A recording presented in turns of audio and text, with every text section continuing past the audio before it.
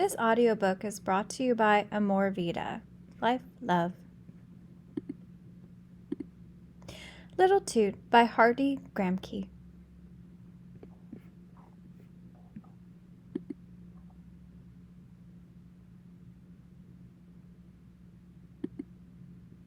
At the foot of an old wharf lives the cutest, silliest little tugboat you ever saw. A very handsome tugboat with a brand new candy stick smokestack. His name is Little Toot, and this name he came by through no fault of his own.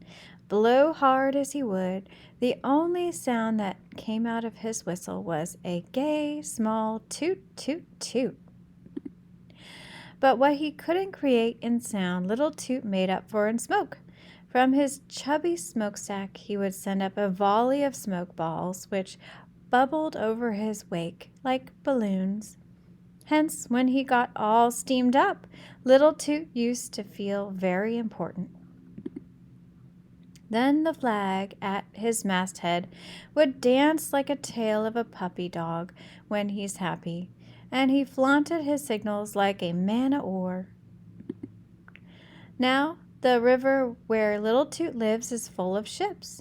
They came from ports all over the world, bringing crews who speak strange tongues and bringing even stranger cargoes, hides from Buenos Aires, copra from the South Seas, whale oil from the Antarctic, and fragrant teas from distant Asia. So there is always work for tugboats to do, either pushing ships into the docks to be unloaded, or else pulling them into the stream and down the channel to the ocean to begin a new voyage. So a tugboat's life is a busy, exciting one, and Little Toot was properly right in the middle of it. His father, Big Toot, is the biggest and fastest tugboat on the river. Why, Big Toot can make more smoke and kick up more water than any two of the other boats put together. As for Grandfather Toot, he is an old sea dog who breathes smoke and tells of his mighty deeds on the river. You'd think that Little Toot, belonging to such an important family, would have his mind on work, but no, Little Toot hated work. He saw no sense in pulling ships 50 times bigger than himself all the way down to the ocean. And he was scared of the wild seas that lay on wait and outside the channel beyond where the harbor empties into the ocean. Little Toot had no desire to be tossed around. He preferred the calm water of the river itself, where he could always find plenty of fun, like gliding, for example, or playing thread the needle around the piers, or what was even fancier, cutting figure eights. Little Toot liked nothing better than to make a really fine figure eight. First you throw your weight on one side, then on the other, and the result never failed to delight him, although his antics annoyed the hard-working tugboats awfully.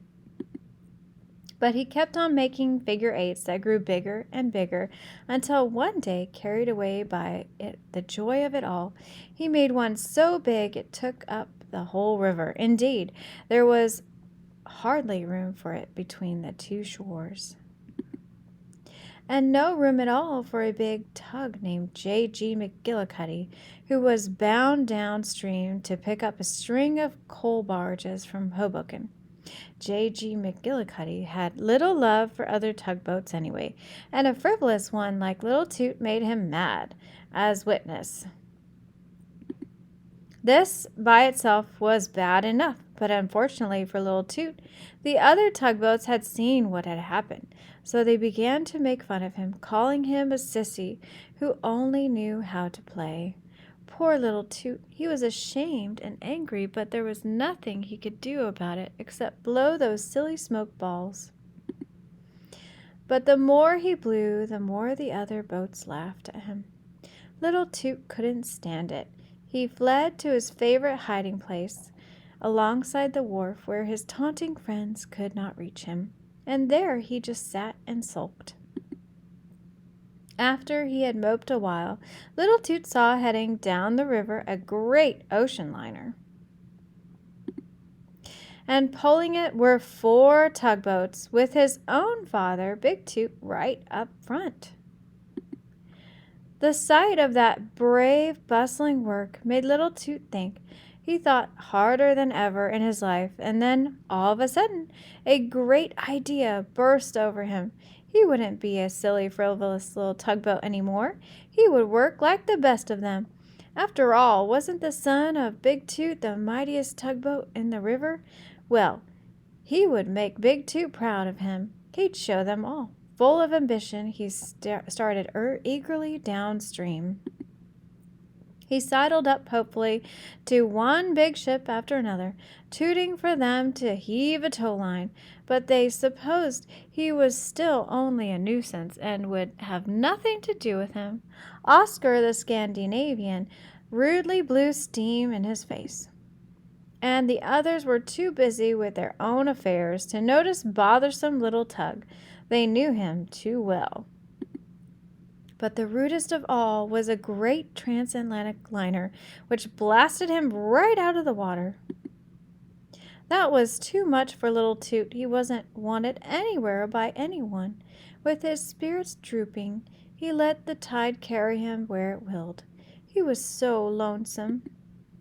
Floating aimlessly downstream, he grew sadder and sadder until he was utterly miserable. He was sunk so deep in his own despair, he didn't even notice that the sky had grown dark and the wind was whipping up a real storm. Suddenly, he heard a sound that was like no sound he had ever heard before. It was the ocean, the great ocean that little Toot had never seen, and the noise came from the waves as they dashed and pounded against the rocks. But that wasn't all. Against the black sky climbed a brilliant, flaming rocket. When little Toot looked hard, he saw jammed between 2 huge rocks an ocean liner which his father had towed many times up and down the river. It was truly a terrible thing to see. Little Toot went wild with excitement. He began puffing those silly balls of smoke out of his smokestack. And as he did, a wonderful thought struck him. Why, these smoke balls could probably be seen way up the river, where his father and grandfather were, so he puffed a signal thus. Way up the river they saw it. Of course they had no idea who was making the signals, but they knew it meant come quickly, so they all dropped what they were doing and raced to the rescue. Out from many wharves steamed a great fleet. Big boats, little boats, fat ones, skinny ones, with Big Toot himself right in the lead, like an admiral at the head of his fleet. Just in time, too, because little Toot, still puffing out his SOS, was hard put to it to stay afloat. One wave spun him around till he was dizzy, and another tossed him up so high he was glad when a spiral-shaped wave came along for him to glide down on. Before he could spit the salt water out of his smokestack, still another wave came along and tossed him up again. It looked as though he'd never get down. All this was pretty awful for a tugboat that was used to the smooth water of the river. What made it terrifying was the fact that out of the corner of his eye, when he was thus hung in a wave, little Toot saw that the fleet wasn't able to make headway against such fierce seas. Even Grandfather Toot was bellowing that he had never seen such a storm. Little Toot was scared green. Something had to be done, but all that little Toot had ever learned to do was blow those silly smoke balls. Where he was, the channel was like a narrow bottleneck, with the whole ocean trying to pour in at once. That was why the fleet couldn't make any headway. The force of the seas simply swept them back. Indeed, they were on the verge of giving up entirely, when suddenly, above the storm, they heard a gay, familiar toot. It was little Toot, not wasting his strength butting the waves as they had done, but bouncing from crest to crest like a rubber ball.